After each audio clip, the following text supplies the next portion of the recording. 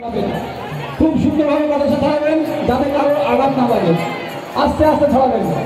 যারা বাতাসা ছড়াবেন তাদের কাছে অনুরোধ করবো আপনারা আস্তে আস্তে বাতাসা ছড়াবেন যাতে কারো কোনো ভক্তের আঘাত না লাগে, সেদিকে আপনারা লক্ষ্য রাখবেন। অনেক সময় চোখে আঘাত লাগতে পারে, চোখে আঘাত লাগানো খুব ক্ষতিকর। আপনারা সুন্দরভাবে বাতাসা ছড়াবেন যাতে কোনো ভক্তের আঘাত না পায়।